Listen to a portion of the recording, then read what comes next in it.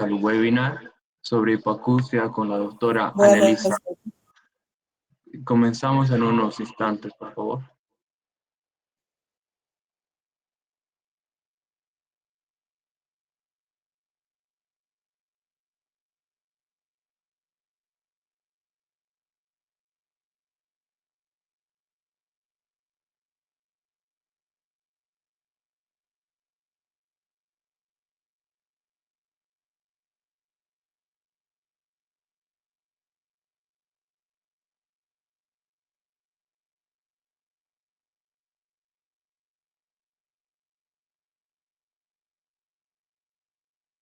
Elizabeth Álvarez, graduada de médico cirujano de la Facultad de Medicina Aurelio Meleán de la Universidad Mayor de San Simón, con especialidad de otorinolaringología, otoneurología en la Pontificia Universidad Católica de Río de Janeiro, Brasil.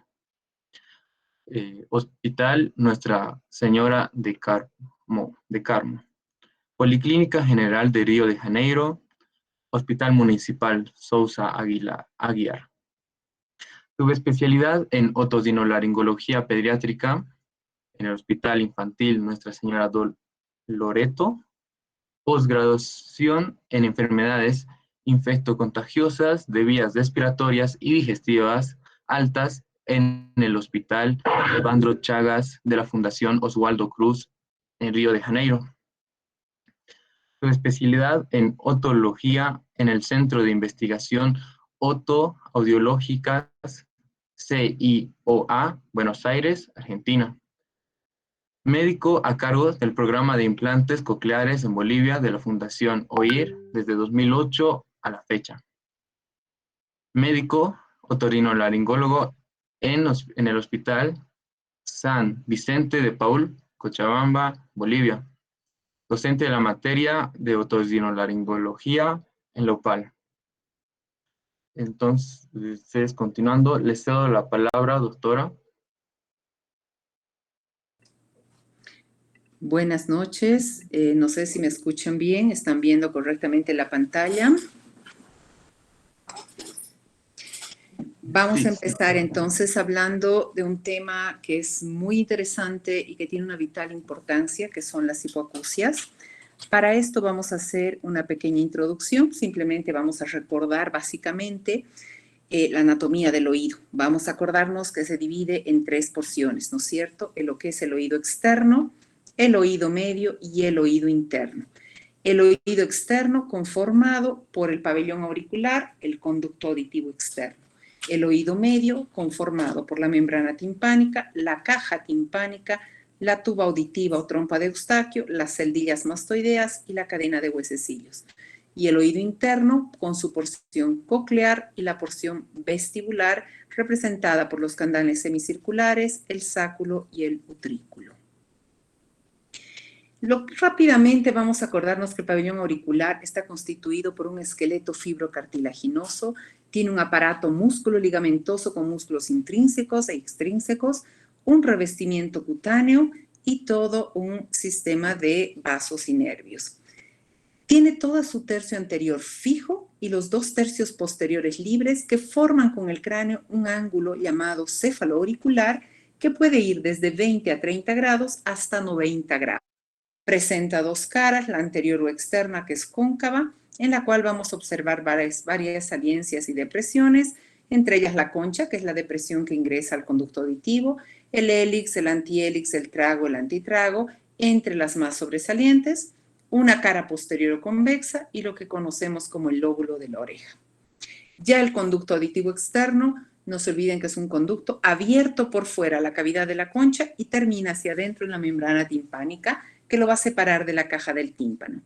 Va dirigiéndose hacia atrás, hacia adentro, luego hacia adelante y adentro, y describe una curva de concavidad superior donde el extremo interno llega a quedar en un plano inferior al extremo externo. Es un esqueleto osteofibroso y cartilaginoso recubierto por piel. La parte ósea corresponde a la escama y al hueso timpánico, y la parte fibrocartilaginosa es cartílago hacia la parte inferior y fibrosa hacia la parte superior. El revestimiento cutáneo es muy adherente y vamos a encontrar características típicas de la piel, pelos, glándulas sebáceas y un tipo de glándulas sudoríparas modificadas llamadas glándulas ceruminosas, las cuales son productoras de serum. Es importante acordarnos de las relaciones porque esto puede tener mucha importancia en la patología que atinge toda la parte del oído externo.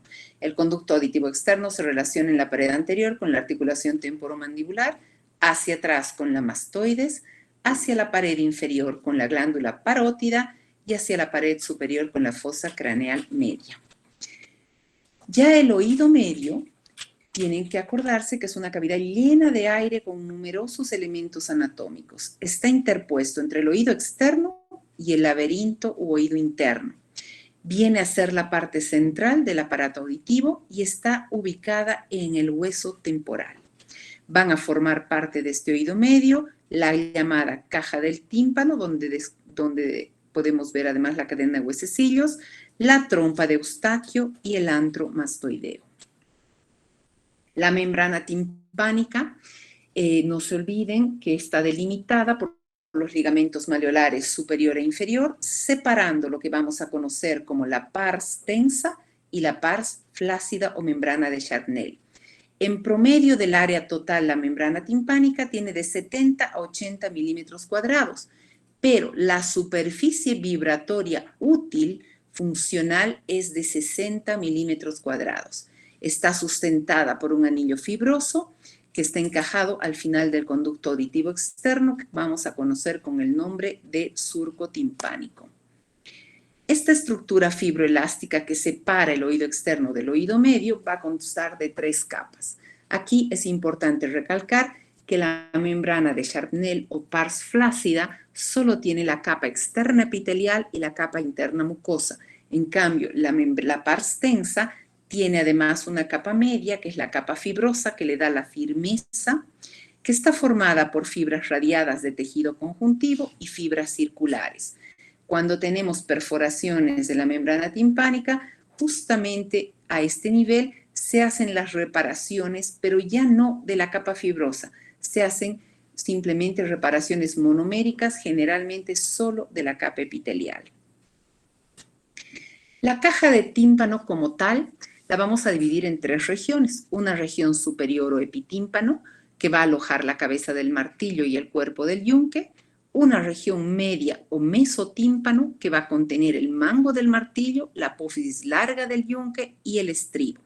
Y una región inferior o hipotímpano, que no contiene elementos óseos. Y esto es importante porque en muchas patologías donde necesitamos hacer tímpanocentesis o drenajes o punciones de la membrana, precisamente debemos dirigirnos hacia esta región donde no vamos a impactar ningún elemento de importancia.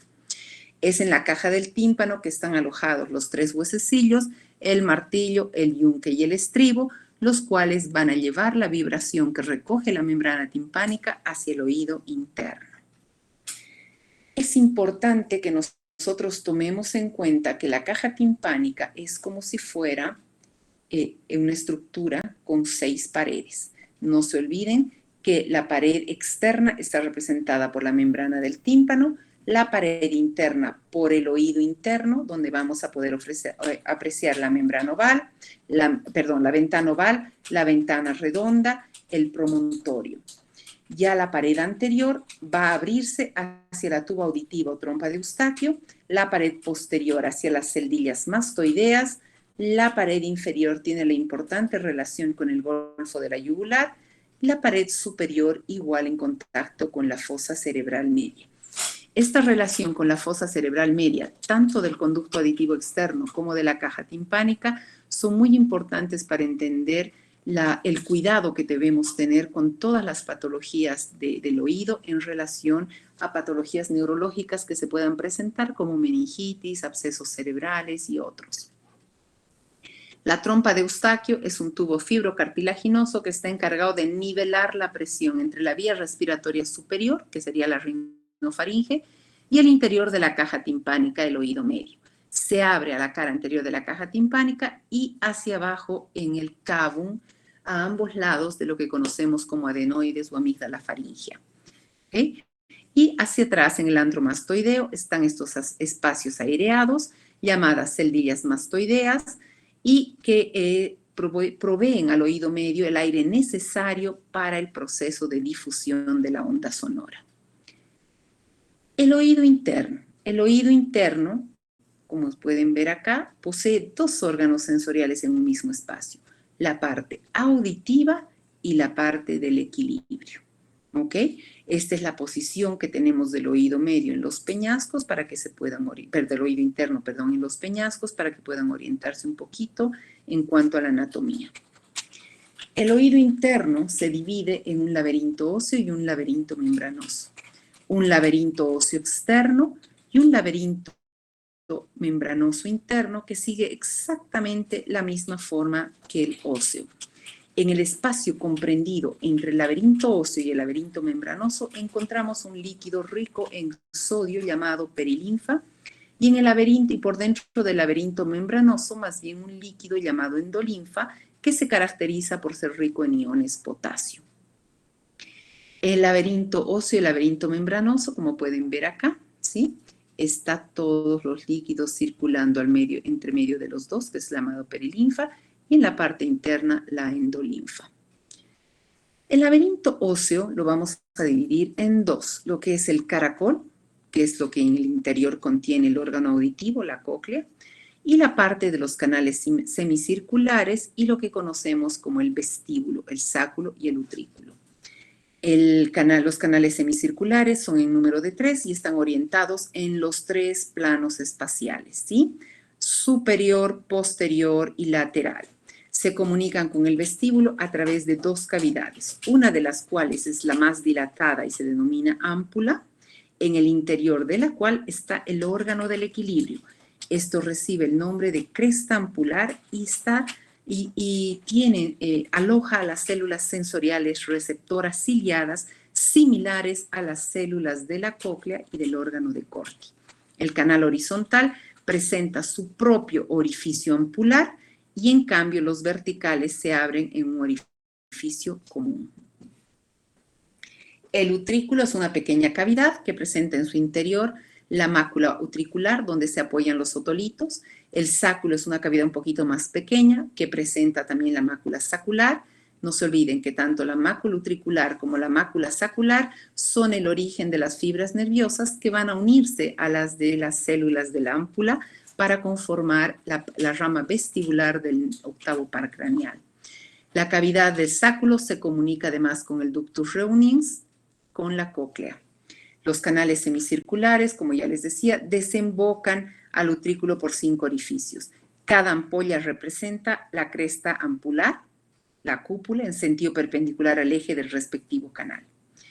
El canal endolinfático está formado por la convergencia en Y de los canales utricular y sacular y toma la forma de una pequeña dilatación que vamos a conocer con el nombre de saco endolinfático. Las vías vestibulares comprenden fibras que partiendo de estos conductos semicirculares y del vestíbulo van a llegar al tronco del cerebro y de acá dirigirse a la corteza cerebral. Estas vías se inician en las crestas ampulares de los canales semicirculares y en las máculas del utrículo y del sáculo. La porción coclear está localizada en el conducto auditivo interno y el canal carotídeo.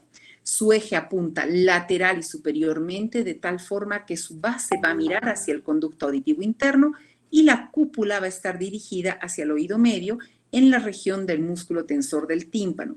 Esto es cuando observamos la membrana timpánica, lo que representa el promontorio.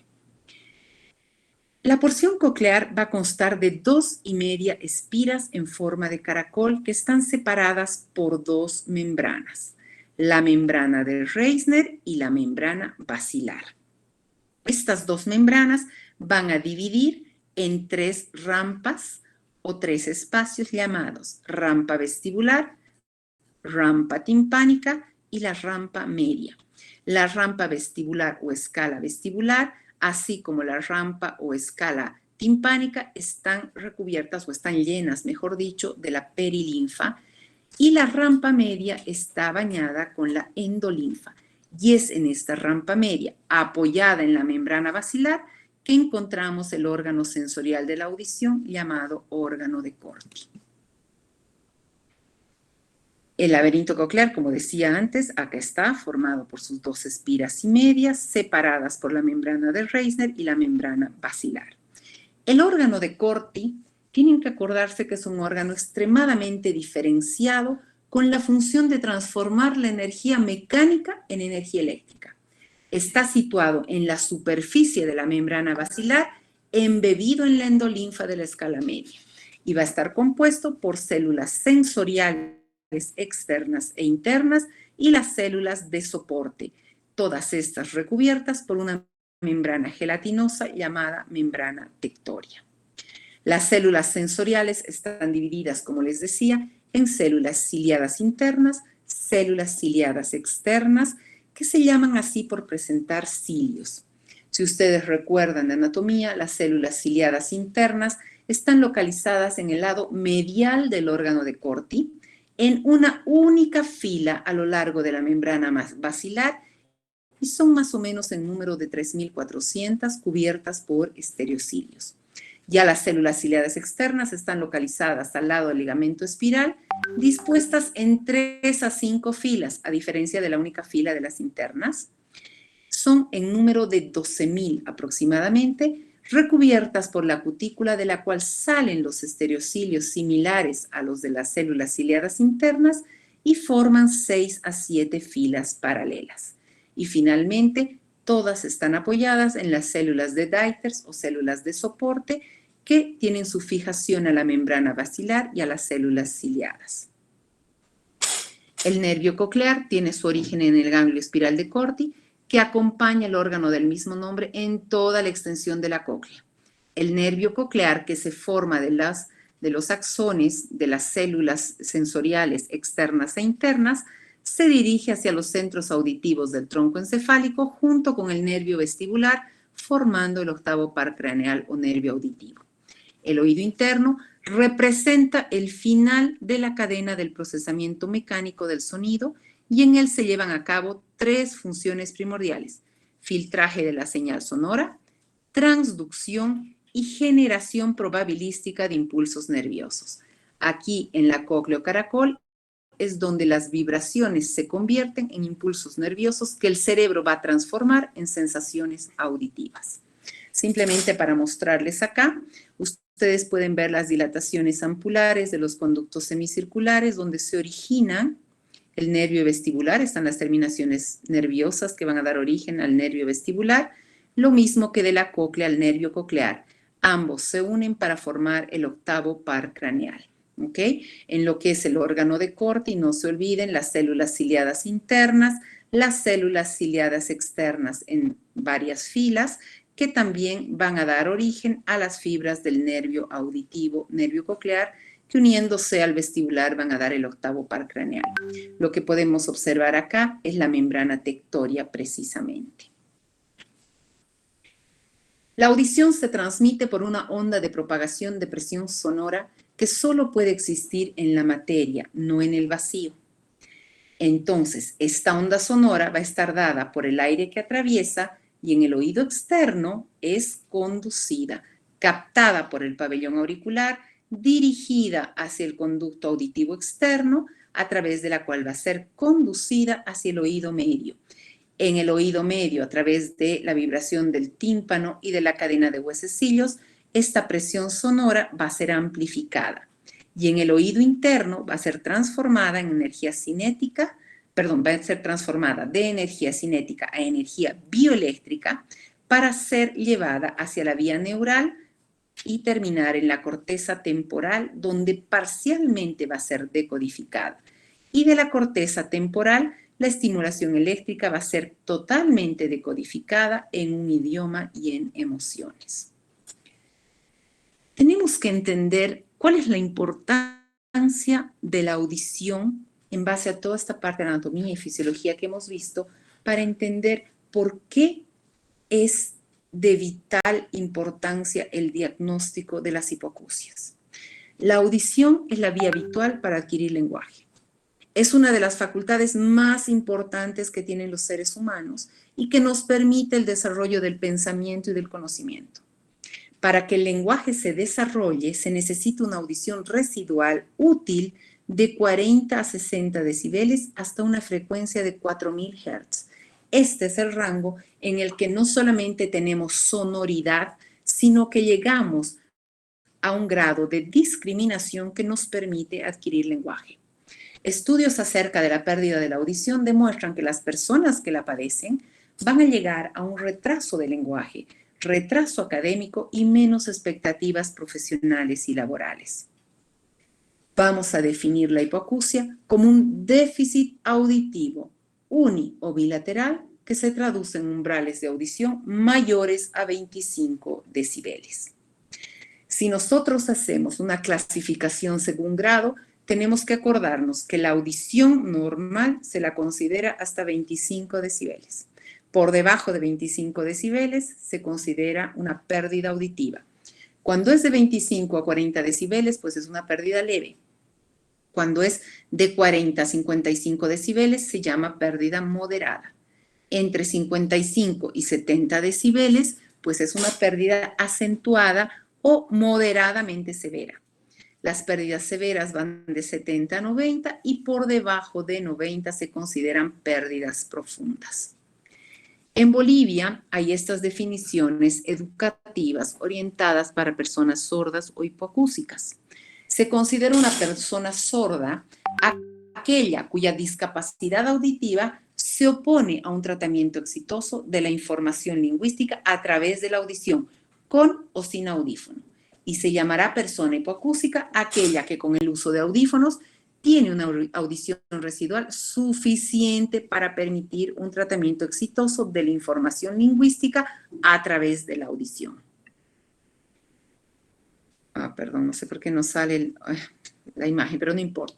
En la clínica de la hipoacusia, las hipoacusias pueden ser de conducción, mixtas o neurosensoriales. Si nosotros nos acordamos aquella imagen en la que veíamos el oído externo, medio e interno, vamos a entender que el sonido se transmite y se conduce por el oído externo y el oído medio y se transmite o hace la señal eléctrica a través del oído interno. Entonces, cualquier patología que implica una falla en la conducción del sonido, pues se llamará hipoacusia conductiva o de transmisión. Una hipoacusia, una pérdida auditiva que implique el oído interno, se llamará hipoacusia neurosensorial. Y existen algunas en las que tenemos ambos componentes y son las hipoacusias mixtas. La hipoacusia conductivo de transmisión se da, por ejemplo, por alteraciones del pabellón, malformaciones como disgenesias, agenesias, la llamada microtia, las alteraciones del conducto auditivo externo, la atresia, la estenosis, y acá incluso podemos incluir alteraciones tumorales, presencia de cuerpos extraños, que dan hipoacusias transitorias, pero son hipoacusias. Patologías crónicas del oído medio, como las otitis medias, la perforación de la membrana timpánica, alteraciones en la cadena de huesecillos, etc. Y una enfermedad hereditaria específica que conocemos con el nombre de otoesclerosis, que si nos da tiempo más adelante, pues la vamos a mencionar. La conducta en la hipoacusia conductiva. Lo más importante, igual que en cualquier tipo de hipoacusia, es la detección precoz.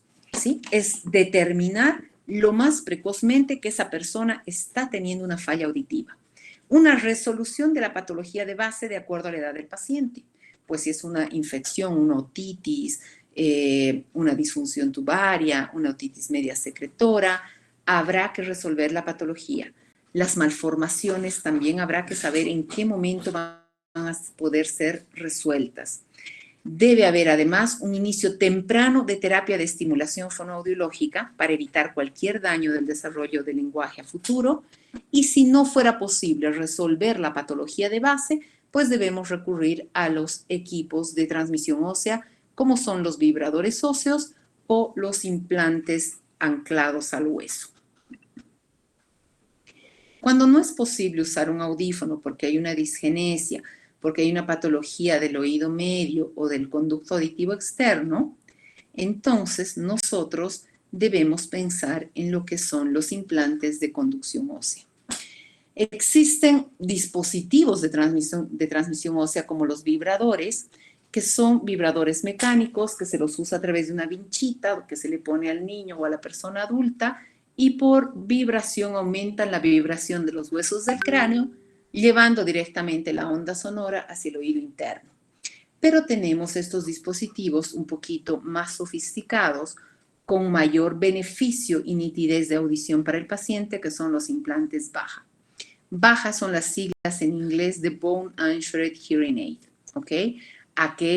¿Cuál es la base? En realidad está basado en un implante de un tornillo de titanio que tiene 3 a 4 milímetros y que se lo coloca en el espesor de la tabla ósea, como pueden ver acá.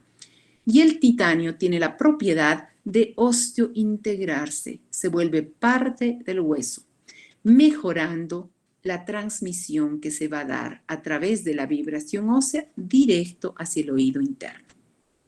¿Ok? ¿Cómo funciona el BAHA? Pues es un procesador, acá tienen, que capta las vibraciones de sonido, un pilar que conecta al tornillo, en el caso del Connect, ya les voy a explicar ahorita, y un imán en el caso del Attract, que va a llevar esa onda vibratoria directamente a través del hueso hacia el oído interno. Entonces, un implante de titanio, un tornillo de titanio, el pilar o el imán y el procesador. ¿Qué indicaciones clínicas tradicionales tenemos para los implantes de transmisión ósea? Las hipoacusias conductivas o mixtas que se deban a infecciones crónicas del oído medio, pacientes con disgenesias o atresias congénitas, como es el caso de las microtias, pacientes con hipoacusias conductivas mixtas, discontinuidad o fijación en oído único cuando existen alteraciones traumáticas o infecciosas de la cadena de huesecillos, cierre del conducto auditivo externo debido a cirugías de base de cráneo, cavidades radicales que se hacen en las mastoidectomías cuando hay infecciones crónicas severas del oído con colesteatoma, en las hipoacusias unilaterales y en las hipoacusias conductivas también unilaterales. Acá tienen simplemente para mostrarle, existen dos sistemas, lo que es el sistema Connect, que tiene el tornillo unido a un pilar y el pilar va unido, queda a ras del cuero cabelludo, se abrocha el procesador y le permite al paciente escuchar. El sistema Attract es el mismo tornillo que se implanta al hueso, pero va unido a un imán que queda todo debajo del cuero cabelludo, no se nota nada como en este caso, y el procesador tiene el otro imán con el que se lo adhiere directamente. Ambos cumplen exactamente la misma función de llevar la onda sonora. La implantación de BAHA se puede hacer a partir de los 3 años de edad, aunque en Estados Unidos la FDA lo ha aprobado a partir de los 5 años.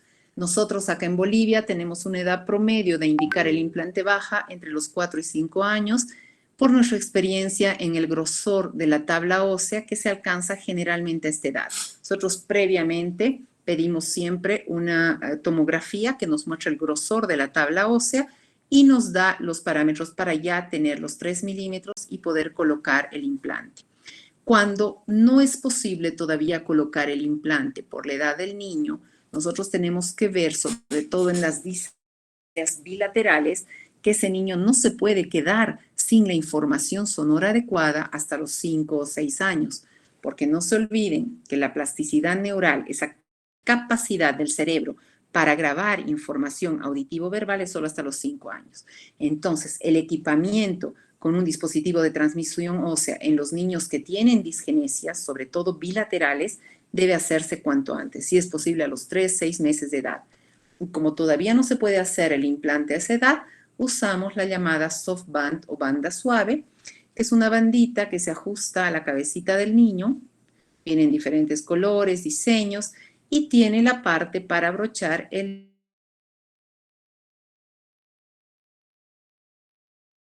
¿Sí? Entonces es fácil de ajustar, se la puede poner bilateral y le proporciona al niño la información auditiva que necesita para desarrollo del lenguaje. Bien, Hasta que hemos visto lo que son las hipoacusias conductivas, esas hipoacusias en las cuales está comprometido el órgano de conducción, oído externo, oído medio. Vamos a hablar ahora de las hipoacusias neurosensoriales. Un problema en el oído interno puede resultar en un trastorno neurosensorial o hipoacusia perceptiva, donde se dañan o no funcionan las células sensoriales de la cóclea. A pesar de que las fibras del nervio auditivo pueden estar intactas, perfectas y en condiciones adecuadas de transmitir el impulso eléctrico, no lo hacen porque no les llega el estímulo de las células sensoriales dañadas. Son aquellas pérdidas auditivas producidas por alteración del órgano de Corti. Las hipoacusias las vamos a clasificar en congénitas, primero vamos a hablar un poquito de esta clasificación, porque se las clasifica en congénitas y adquiridas. Pero quiero hacer un pequeño paréntesis para hacer una diferencia entre lo que es hipoacusia congénita de lo que es hipoacusia genética, que muchas veces se las confunde y se las toma como algo sinónimo o similar. La hipoacusia congénita es un término cronológico que significa presente al nacer, es decir, que está en el periodo natal o inmediato postnatal. Ya la hipoacusia genética hace referencia a herencia, ¿sí? Es un término causal, no cronológico. Y se entiende que una hipoacusia congénita, presente al nacer, puede ser genética o adquirida, es decir, secundaria a algún factor no genético. Las hipoacusias congénitas, tanto genéticas como adquiridas, se las clasifica en prenatales, natales y postnatales inmediatas. A su vez, una hipoacusia genética no necesariamente deberá ser congénita, ya que puede manifestarse tardíamente en la infancia o incluso en la vida adulta. En la mayoría de los casos, la hipoacusia se considera un desorden multifactorial, causado tanto por factores genéticos como ambientales. Sin embargo, en algunas ocasiones se producen mutaciones de genes aislados que van a determinar una hipoacusia puramente genética. En este caso, corresponderá a un desorden monogénico o un modo de herencia autosómica dominante o recesiva o la llamada herencia ligada a X o mitocondrial. Las formas monogénicas de hipoacusia pueden ser sindrómicas, es decir, la hipoacusia está combinada con otras anormalidades de todo el organismo sistémicas, o no sindrómicas, donde solo aparece la hipoacusia como un factor aislado. Este cuadrito no se lo ve muy bien, pero a ver, vamos a tratar de ver. Las causas, como decíamos, puede ser genética o no genética o adquirida. Según la asociación, podrá ser sindrómica o no sindrómica. Por el periodo de inicio, podrá ser prelingual o postlingual. Esto es, una hipoacusia que se presenta antes del desarrollo del lenguaje o una hipoacusia que se presenta después del desarrollo del lenguaje. Según el tipo de compromiso, como lo hemos visto, podrá ser conductiva, neurosensorial o mixta. Según la severidad, también hemos visto que podrá ser leve, moderada, acentuada, severa, profunda o lo que llamamos cofosis sordera o anacusia, cuando la hipoacusia es mayor a 120 decibeles. Y según las frecuencias afectadas, pues las frecuencias bajas, cuando son menores de 500 Hz, las medias cuando son entre 500 y 3000 Hz y las agudas cuando son más de 4000 Hz. Bien, la mayoría de las hipoacusias prelinguales están presentes al nacer, es decir, son congénitas. Aunque algunas aparecen en la primera infancia antes de la adquisición del lenguaje, en general son formas severas pero estables. ¿Qué quiere decir? Nacen con una hipoacusia severa, pero no hace una progresión, ¿sí? No progresa. El 50% de estas formas prelinguales son genéticas monogénicas y el 50% restantes se deben a factores perinatales e infecciosos o traumáticos de la infancia precoz.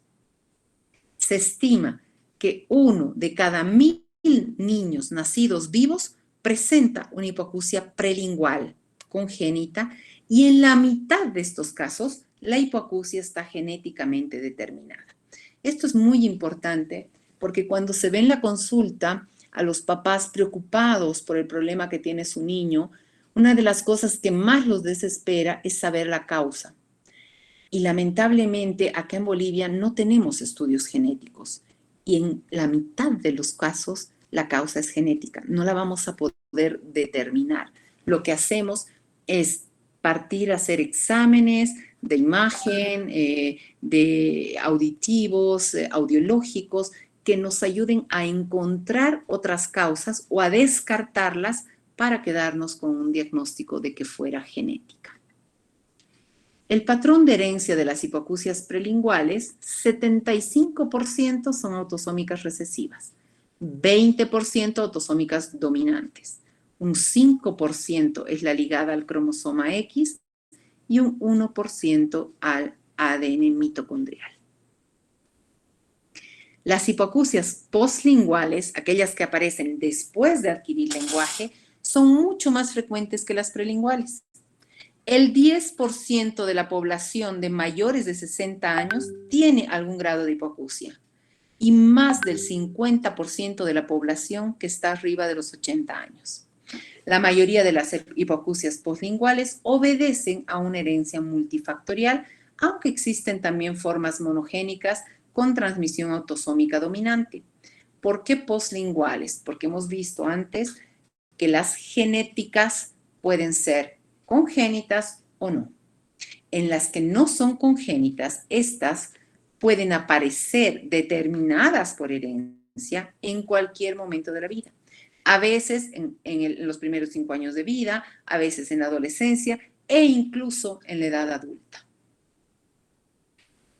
Entre las lesiones hereditarias, aquellas lesiones presentes al nacer o natales, vamos a dividir en aquellas sin otras anomalías y las que presentan síndromes asociados. En las que no tienen otras anomalías, a grandes rasgos vamos a mencionar 4 patrones morfológicos de malformación: la aplasia de Mitchell, la aplasia de Mondini, la aplasia de Scheibe y la aplasia de Alexander. Todas estas implican malformación de la cóclea, desde falta en la espira media hasta ausencia total de cóclea, pasando por cavidades únicas que conectan directamente oído medio al conducto auditivo interno. ¿Ok? Entonces son anomalías presentes en las malformaciones cocleares. Las sindrómicas, que además de la hipoacusia presentan otras lesiones en otros sistemas diferentes al oído. ¿Ok? Las lesiones que se manifiestan después de nacer o postnatales, aquellas que no están asociadas a otras anomalías y donde la hipoacusia neurosensorial es la única anomalía que podemos detectar, están divididas en cuatro grupos. Las hipoacusias neurosensoriales de frecuencias bajas dominantes, que generalmente al inicio comprometen ambos oídos en frecuencias bajas, pero que paulatinamente van comprometiendo las frecuencias altas y normalmente se manifiestan en la infancia tardía o en la vida adulta. Las hipoacusias neurosensoriales de frecuencias medias, que también tienen un patrón dominante, tienen un compromiso precoz o tardío de frecuencias medias, y de ahí se extiende a todas las frecuencias, haciéndose más severa a través de los años. Generalmente es más difícil de detectar porque la audición se conserva relativamente en las frecuencias bajas y altas, lo que compensa el fenómeno auditivo de estos pacientes. Las hipoacusias neurosensoriales progresivas de frecuencias altas, también de patrón dominante, inicialmente solo en las frecuencias altas y gradualmente con la edad van comprometiendo las frecuencias medias y bajas. Las últimas en perderse son las bajas y en muchos casos quedan restos auditivos en las frecuencias bajas. Y la hipoacusia neurosensorial severa ligada al cromosoma X, que usualmente es unilateral y es muy poco frecuente, como vieron en la estadística, un 1%. Las sindrómicas. No vamos a entrar en detalle, solamente mencionarles las más frecuentes, porque si nos dedicamos a observar cada síndrome y cómo se presentan, pues podríamos estar horas y no lo podemos hacer. Vamos a mencionarles los más importantes: el síndrome de Alport, que está asociado a alteraciones renales y visuales; el síndrome de Klippel-Feil; la enfermedad de Paget; el síndrome de Treacher-Collins y Franceschi, que es muy frecuente en nuestro medio y que tiene malformaciones craneofaciales múltiples; la enfermedad de Apert; la enfermedad de Cruzon, que es una disostosis craneofacial; el síndrome de Turner; la deformidad de Madelung; el síndrome otopálato digital y síndromes relacionados, estos son muy frecuentes en nuestro medio también; la enfermedad de Albert-Schomberg, que es la osteopetrosis; la enfermedad de Pyle y la de Van der Hoef, que son muy raras en nuestro medio, lo mismo que la de Engelmann, la de Van Buchen, la de Pierre-Robin, que es un poquito más frecuente y hay que hacer cierto diagnóstico diferencial con la de Treacher-Collins, ¿ok? El síndrome de Harler o enfermedad de Hunter; el síndrome de Richard-Randall; los síndromes trisómicos, que en muchos casos vienen asociados a hipoacusias neurosensoriales, como es el síndrome de Down; el síndrome de Hallgren; la enfermedad de Armstrong y la enfermedad de San Filippo, los más frecuentes. Aquí me ha faltado poner uno que también es bastante frecuente, que implica sordoceguera, y es el síndrome de Usher. En las lesiones adquiridas, donde están las enfermedades congénitas prenatales, vamos a hablar en primer lugar de las infecciones maternas. Son infecciones que las porta la madre y que infectan al feto a través de la placenta o al recién nacido a través del canal del parto. Entre estas, la toxoplasmosis es muy importante porque causa en un 90% de los niños de madres infectadas malformaciones, dentro de las cuales está la hipoacusia neurosensorial. La rubiola materna, niños de madres con rubiola, sobre todo en el primer trimestre del embarazo, van a presentar hipoacusia neurosensorial congénita en un 50%. El citomegalovirus. En el citomegalovirus, del 20 a 65% van a presentar hipoacusia neurosensorial al momento del nacimiento y un 13% va a desarrollar hipoacusia en el transcurso de la primera infancia. El herpes simple, que cuando se da en la mujer embarazada, sobre todo en el primer trimestre, es una causa de altísima mortalidad fetal, y cuando el feto sobrevive, uno de los grandes problemas es la hipoacusia neurosensorial. En la sífilis o LUES hay una hipoacusia súbita, severa, bilateral y simétrica que se presenta en los 2 primeros años de vida. Y entre los 8 y 14 años puede presentarse también una hipoacusia súbita, puede ser uniobilateral y también severa. ¿Ok? Entre las drogas ototóxicas que puedan ser utilizadas por la madre durante el embarazo, los aminoglucósidos. El más relevante es la streptomicina, que bueno, ahora no se la usa en gran medida, pero están la gentamicina, la kanamicina, la amikacina, que son potencialmente ototóxicos y son responsables de un gran número de pérdidas auditivas. Lamentablemente, no solamente al ser usadas en la madre, sino en los recién nacidos, incluso en la etapa postnatal, infancia, adultez, se presenta este problema. ¿Por qué? Porque sobre todo en nuestro medio, al igual que en la mayoría de los países subdesarrollados, los aminoglucósidos cumplen 2 condiciones: efectivos y baratos. Entonces, se los encuentra en la mayoría de los protocolos de tratamiento de infecciones, tanto en niños como en adultos. Y lamentablemente son potencialmente ototóxicos. En realidad es un crimen usar estos medicamentos si se tienen otros a mano.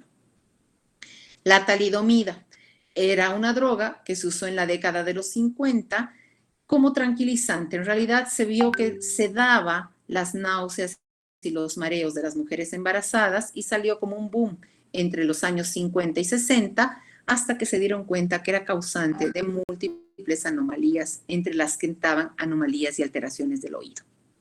La quinina, que causa hipoacusia neurosensorial severa profunda en el feto, y otras anomalías congénitas asociadas. Se le atribuyen propiedades abortivas, lo que aumenta su uso en embarazos precoces, y el riesgo de malformaciones señaladas cuando no se produce el aborto. Tengan en cuenta que la quinina está presente incluso en bebidas, en sodas. El agua tónica está en base a quinina, o sea que tienen que tener mucho cuidado en esto cuando lo toman las mujeres embarazadas. Dentro de las lesiones adquiridas en las enfermedades perinatales, hay muchos factores que han sido culpados de provocar hipoacusias neurosensoriales. La importancia no está claramente establecida, pero es probable que estos factores puedan interactuar o incluso potenciarse entre ellos. Y entre estos está el bajo peso de nacimiento, inferior a 1.500 gramos. Hipoxia y anoxia durante el embarazo y el parto. Generalmente la lesión se produce a nivel coclear y puede además ir acompañada de otro daño a nivel cerebral. Traumatismos del parto, los partos difíciles, prolongados por cualquier causa, que pueden acompañarse por daños físicos al cráneo y provocar hipoacusias neurosensoriales. La meningitis neonatal, que es muy rara, pero cuando se produce, en un 70% de los casos son debidos a estreptococos del grupo B y Escherichia coli, son potencialmente productores de hipoacusia neurosensorial por osificación de la cóclea. La incompatibilidad sanguínea, que se manifiesta por hemólisis, anemia e hiperbilirrubinemia, y como resultado presenta múltiples lesiones a nivel central, entre ellos hipoacusia neurosensorial. Y la sepsis neonatal, la sepsis como tal por las bacterias que la producen, así como los medicamentos ototóxicos que muchas veces es necesario utilizar en estos bebés. Entre las enfermedades postnatales tenemos también las infecciones bacterianas, esto ya lesiones adquiridas, ¿verdad? La meningitis, ya no estamos hablando de la meningitis neonatal, sino de la meningitis a cualquier edad. Esta es la causa más frecuente de hipoacusia neurosensorial profunda en el niño y es veloz. Lamentablemente no se la tiene en cuenta y la mayoría de los médicos, pediatras, infectólogos que tratan una meningitis, lo último que piensan, porque están ocupados en salvar la vida de ese niño, de ese adulto, es en la secuela gravísima de la hipoacusia. Y la hipoacusia neurosensorial se da por un mecanismo de ototoxicidad por la medicación, por las toxinas de la propia bacteria que provocan una osificación coclear temprana. Vamos a ver más adelante cuando hablemos de indicaciones de implante coclear, siempre se debe usar previo a un implante un audífono para ver si este es suficiente antes de indicar un implante, excepto en las meningitis. Después de una meningitis es una de las pocas indicaciones de hacer un implante coclear inmediato y temprano. Otros virus, se sabe que distintos virus pueden comprometer la cóclea o el sistema nervioso central, determinando una hipoacusia neurosensorial severa o profunda. Este compromiso va a poder ser unilateral, bilateral, parcial, completo. Entre estas enfermedades, las más frecuentes son el sarampión, la rubéola, la varicela, el herpes y los virus de la influenza.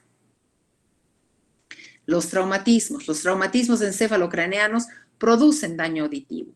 Entre estos, los más relevantes son aquellos donde existen fracturas del peñasco y pueden provocar pérdidas bilaterales en diferentes frecuencias o completas, incluso llevar a sordera o anacusia. Los cuadros infecciosos del oído medio.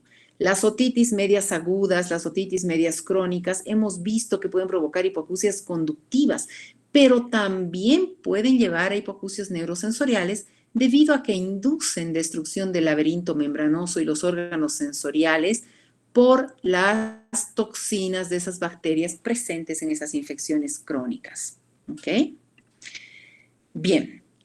Entre las hipoacusias neurosensoriales del adulto, La más conocida es la presbiacusia, que es la pérdida que se da por la edad. Se relaciona al deterioro auditivo del envejecimiento propio de todas las células. Es de tipo neurosensorial, normalmente empieza comprometiendo las frecuencias altas y de allá va hacia las frecuencias medias y hacia las frecuencias graves. En la mayor o menor precocidad y magnitud de la hipoacusia influyen factores genéticos, nutricionales, metabólicos, climáticos y socioacusia. La socioacusia es la pérdida que se da por exposición al ruido y se ha visto que pacientes que tienen trauma acústico crónico por socioacusia hacen una presbiacusia más temprana. La hipoacusia inducida al ruido es esta socioacusia de la que hablábamos. Es un deterioro auditivo provocado por una exposición a ruidos de la vida cotidiana que se va sumando al daño que causa el envejecimiento. Pacientes que viven en ciudades muy ruidosas, pacientes que están todo el tiempo usando auriculares, pacientes que trabajan con ruidos intensos alrededor o que trabajan con ruidos fuertes, música fuerte. El trauma acústico agudo, que se debe a un episodio aislado en un periodo corto de exposición a un ruido intenso, mayor a 100 decibeles. El agente causal puede ser un estallido, una explosión, un traumatismo craneano, un traumatismo óptico directo, un disparo, un bocinazo, una música fuerte cerca de un parlante, etc. Y el trauma acústico crónico, que es aquella inducida por el ruido industrial o la hipoacusia laboral. El tipo y grado del daño van a depender de la intensidad, de la frecuencia y del tiempo de exposición al ruido. La ototoxicidad por fármacos que le hemos visto en el periodo prenatal también se da en el periodo postnatal a cualquier edad y es bien importante tener en cuenta. Si bien existe una relación con la dosis y una relación directa con susceptibilidad individual, lo que llamamos idiosincrasia de los pacientes, debemos tomar en cuenta que los medicamentos potencialmente ototóxicos pueden provocar una hipoacusia profunda e irreversible, incluso a dosis mínimas. Pacientes susceptibles que con una inyección de 80 miligramos de gentamicina hacen una hipoacusia súbita y pacientes que con 20 ampollas de gentamicina no pasa absolutamente nada. Pero debemos tener conciencia de cuáles son los medicamentos ototóxicos para poder estar alertas y evitarlos dentro de todo lo que fuera posible. Entre estos, como hemos dicho, están los aminoglucósidos, la quinina, los salicilatos, el cisplatino y la mayoría de los quimioterápicos, ¿ok? Las enfermedades metabólicas también son una causa frecuente de pérdidas auditivas en el adulto, donde la más frecuente es la diabetes mellitus tipo 2, los casos de hipoglicemias en los pacientes con hiperinsulinemia, el hipotiroidismo entre las más frecuentes. También en estas se cuentan las dislipidemias, hipertrigliceridemia, hipercolesterolemia, pueden llegar a provocar daño crónico a nivel del oído interno.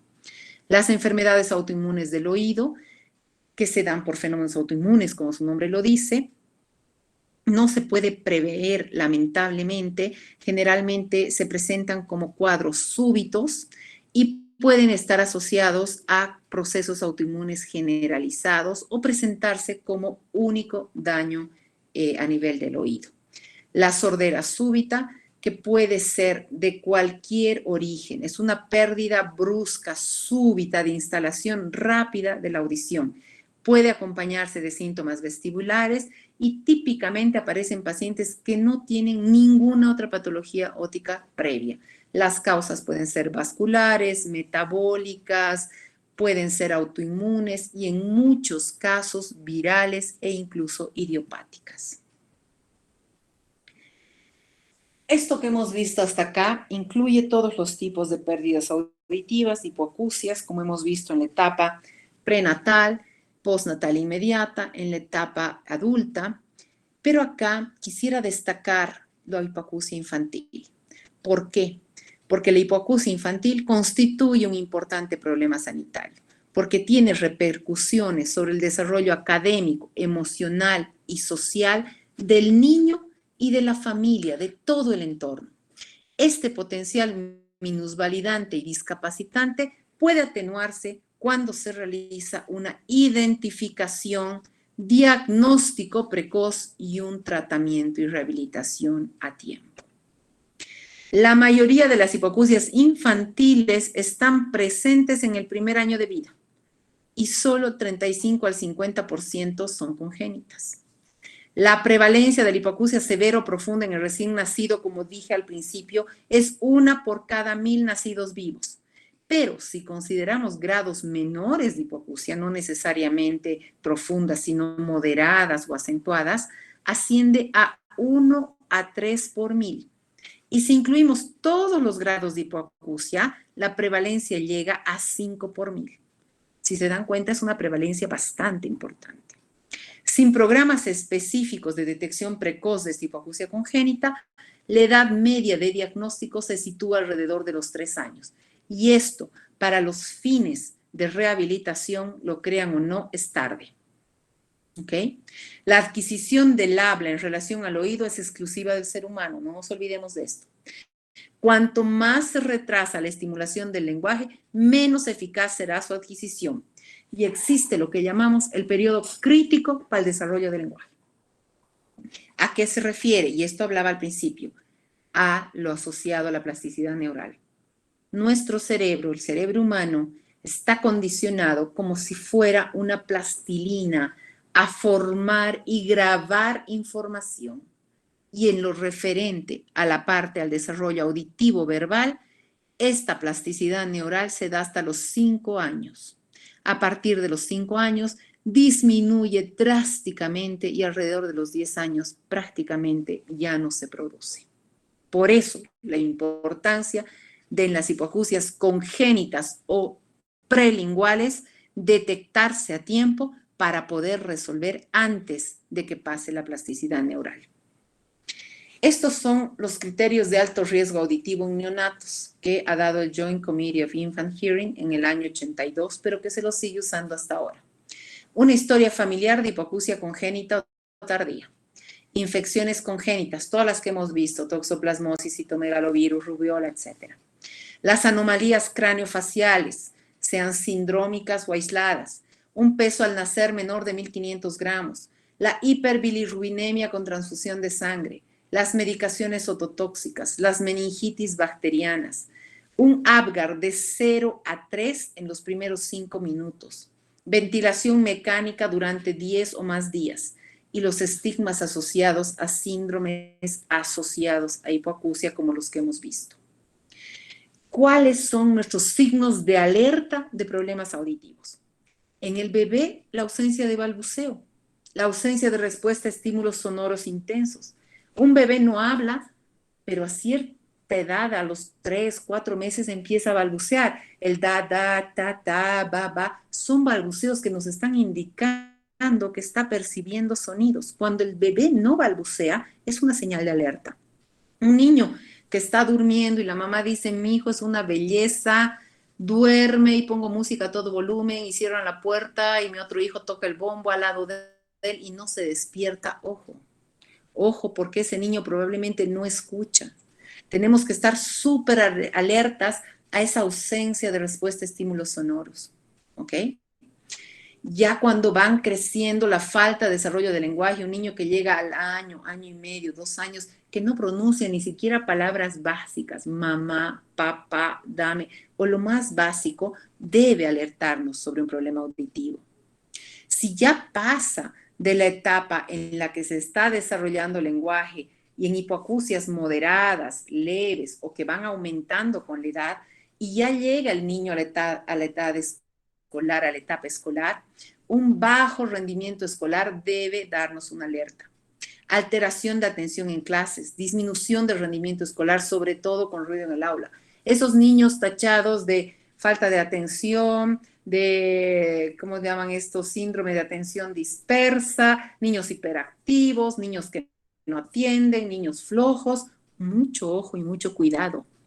En una gran mayoría el problema es auditivo y no necesariamente que son sordos o hipoacúsicos profundos, pero cualquier grado de hipoacusia puede llevar a todas estas alteraciones e influir en el desarrollo cognitivo del niño. Entonces, cuando estamos frente a esto y a estos otros que vemos acá, como ausencia de respuesta a llamadas, al niño que, Pedrito, Pedrito, y Pedrito no hace caso, no escucha, y su mamá cree que es un malcriado, que no le quiere hacer caso, que la ignora. El niño que aumenta el volumen de la televisión o de la radio y se acerca y prácticamente se pega a la pantalla. Ese niño que siempre pide que le repitan lo que le dicen. Le dicen algo y ¿qué? ¿Qué? ¿Qué? Y la profesora se enoja con él, y la mamá se enoja con él, y los hermanitos se enojan con él. Tenemos que estar atentos.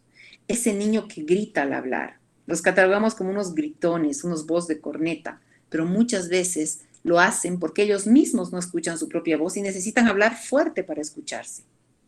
Niños que tienen problemas de relación o integración en el colegio, son introvertidos, distraídos, agresivos. ¿Por qué? Porque está fallando lo más vital de la comunicación, que es la audición. Entonces, ojo a todos estos signos de alerta en lo que es la discapacidad auditiva. ¿Qué factores de prevención debemos tener en cuenta? Pues un asesoramiento genético. Hemos visto que un 50% de las pérdidas auditivas son genéticas. Lamentablemente en nuestro medio pues no existe todavía este asesoramiento genético muy bien desarrollado, y además las pruebas genéticas son muy escasas. Tenemos un laboratorio en La Paz ahorita que ha empezado a hacer algunas pruebas, pero no todas. Pero dentro de lo posible se considera a nivel internacional el asesoramiento genético un factor de prevención de primera línea. Controles prenatales. Durante el embarazo es importante los controles prenatales de la madre para prevenir, para evitar cualquier complicación o enfermedad que pueda llevar a ese bebé a una pérdida auditiva. Disminución de los factores de riesgo perinatales. Un parto bien asistido, un lugar adecuado para tomar las medidas adecuadas en caso de que ese niño las necesite, ¿sí? Las vacunas, tanto de la madre como del bebé, se han preconizado mucho en el último tiempo las personas antivacunas y no quieren vacunar a sus hijos porque dicen que les va a dar autismo. Y lamentablemente las vacunas han logrado mucho, mucho, mucho en la salud de toda la población mundial. Porque antes muchos niños se morían por enfermedades como la polio, como el sarampión, como la viruela que ya ha sido erradicada, ¿sí? Y gracias a las vacunas esto ha disminuido, la incidencia y la virulencia de las infecciones que todavía se dan. Todavía algún niño vacunado le va a dar varicela, le va a dar rubiola, le va a dar paperas, pero cuadros muy leves que van a llevar a una gran disminución del riesgo de estas complicaciones como las hipoacusias. Atención médica especializada y oportuna en toda situación de enfermedad. Cualquier enfermedad es potencialmente tóxica para el oído. Hemos visto que hasta la influenza, una simple gripe, puede llevar a una hipoacusia súbita. Entonces, siempre hay que estar alertas y tratar a tiempo, prevenir a tiempo y resolver a tiempo. Información adecuada sobre medicamentos ototóxicos y acceso a alternativas más seguras de tratamientos ofrecidos. Prevención de accidentes. Hemos visto que los traumatismos encefalocraneanos son una causa importante de hipoacusia, entonces hay que prevenir accidentes. Por ejemplo, en la Sociedad de Pediatría ya se preconiza mucho el no usar andadores con los niños, porque se ha visto que una de las causas más frecuentes de traumas craneales en niños son las caídas de andador. La precaución en exposición a ruidos, tanto laborales como sociales, como de las personas que están acostumbradas a usar auriculares, ya sea por trabajo o por diversión, debe hacerse una prevención adecuada en la exposición a ruidos. Seguimiento de pacientes de alto riesgo con el llamado screening auditivo del que vamos a hablar. Prevención y seguimiento de enfermedades metabólicas como la diabetes, las dislipidemias, el hipotiroidismo y la detección precoz y el seguimiento. ¿Sí? Una vez que nosotros estamos frente a un paciente con una posible hipoacusia, con factores de riesgo, con signos de alarma, o que ha pasado ya estas barreras de la prevención, pues debemos hacer exámenes que nos orienten sobre los grados de pérdida, los tipos de pérdida y las posibles soluciones. Aquí están las audiometrías, que es un examen en el que se utilizan tonos puros, en el cual se va estableciendo un limiar auditivo para ver que la audición esté arriba de los 25 decibeles, como decíamos, o ver si hay pérdidas auditivas de diferentes grados, así como el tipo de pérdida, si es conductiva, si es sensorial, si es mixta. La impedanciometría, que nos va a ayudar a ver daño en el oído medio, sobre todo a nivel de oído medio, y nos puede dar algún dato de lesión en oído interno con los reflejos IPSI y contralaterales, ¿sí? Y uno de los exámenes más importantes, el de emisiones otoacústicas o screening auditivo neonatal. Es un examen súper sencillo al que debería someterse a todo niño recién nacido. En otros países existe una ley para que todo niño recién nacido pase por el screening auditivo. Las emisiones otoacústicas nos van a dar una noción de si ese niño escucha o hay que hacer un seguimiento estrecho para determinar una posible hipoacusia. ¿Sí? Un screening auditivo con emisiones otoacústicas se lo puede hacer al bebé desde recién nacido. Es súper sencillo, no es invasivo, se necesita que el niño esté en sueño natural o incluso puede estar despierto cuando son muy chiquititos, ni siquiera se mueven, no hay mayor interferencia y nos va a dar una noción, nos va a dar un resultado, pasa o a control. Si pasa, quiere decir que está habiendo una respuesta auditiva, porque las emisiones otoacústicas se basan en eso.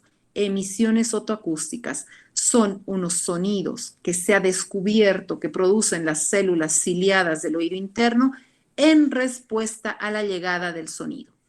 Las células ciliadas son impresionadas por el sonido que les llega y mandan un sonido de vuelta, que son precisamente estas emisiones otoacústicas que las detecta el aparato.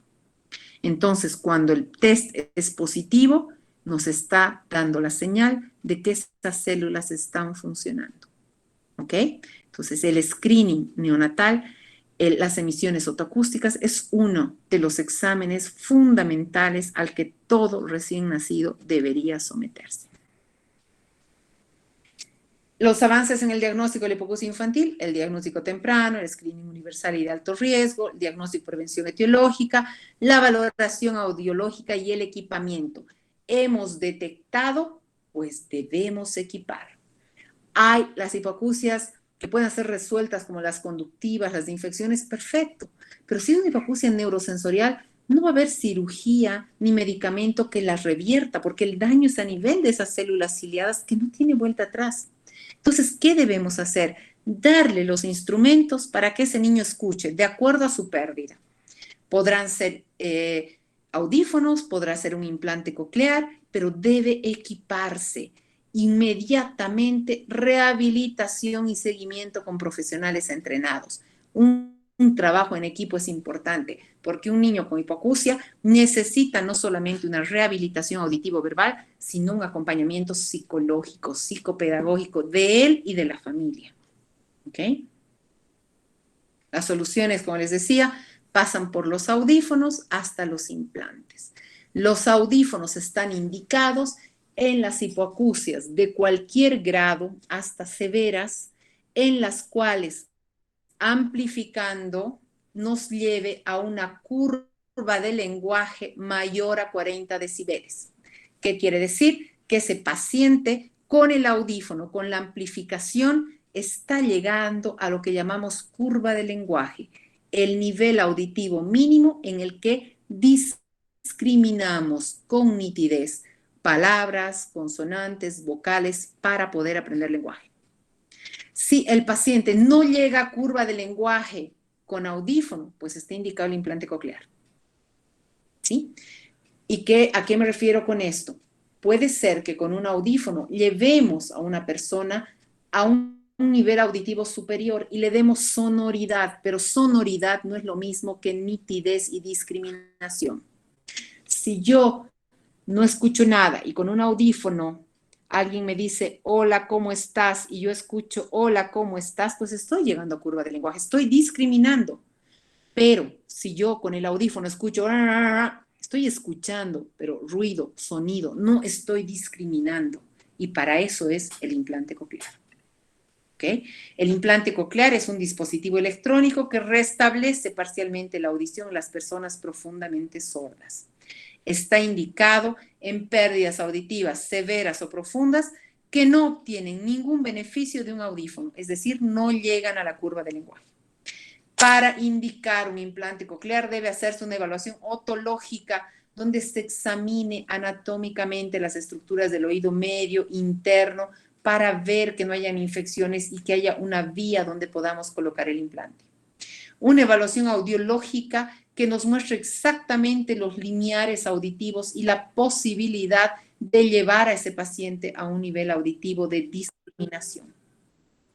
Una evaluación radiográfica con una tomografía, una resonancia para evaluar las estructuras del oído medio, interno, etc. Una evaluación psicológica y familiar, porque incluso una falsa expectativa es contraindicación para un implante. Se debe hablar claramente con la familia sobre lo que se va a lograr, sobre la importancia de la edad en la que se está haciendo el equipamiento, sobre la importancia de la rehabilitación, porque poner el implante no es un milagro. Se pone el implante y si el paciente no hace una rehabilitación auditivo-verbal que lo lleve a aprender a escuchar, pues no sirve de nada. En los pacientes prelinguales, una rehabilitación puede llevar 1 año, 2. Cuanto más chiquito el niño, mejor. Y está indicado en pérdidas prelinguales sin ninguna rehabilitación previa, máximo hasta los 5 años. Después no se puede poner porque no le va a dar la ganancia y las expectativas auditivo-verbales que queremos. En cambio, en los postlinguales se lo puede hacer a cualquier etapa. Esto simplemente para mostrarles cómo es la introducción del implante coclear. Esta es la mastoidectomía, es una timpanotomía posterior para hacer un acceso. Acá introduciendo los electrodos del implante. Los electrodos del implante deben introducirse dentro de la cóclea. No se olviden que el implante coclear en realidad consta de 2 partes, una porción interna y una porción externa. El dispositivo interno que lleva el imán, el chip procesador y los electrodos, el de tierra y el que va a la cóclea, y el dispositivo externo que va con una antena al imán y el procesador externo. Cuando el paciente recibe el implante, después del mes, se hace el encendido con el procesador externo, el procesador capta el sonido, lo transmite a través del imán al chip, al procesador interno, y este manda la señal directamente a los electrodos de la cóclea, que van a ser la vez de las células ciliadas, mandando la señal al nervio auditivo. Eso es cómo funciona un implante. Para terminar, simplemente recalcar que la conducta ante las hipoacusias es prevención, detección precoz, estimulación y rehabilitación fonoaudiológica y equipamiento con el dispositivo adecuado. Eso es todo, muchachos. Muchas gracias por su atención. Gracias, doctora. Gracias, doctora. Muchas gracias, doctora. Bien. Muchas gracias, doctora. Muchas gracias, doctora. Gracias, doctora. De nada, chicos. Bueno, la presentación ha concluido. Muchas gracias a la doctora Annelise Sabat por su tiempo. Comenzamos con la ronda de preguntas. Por favor, los que deseen realizar la mano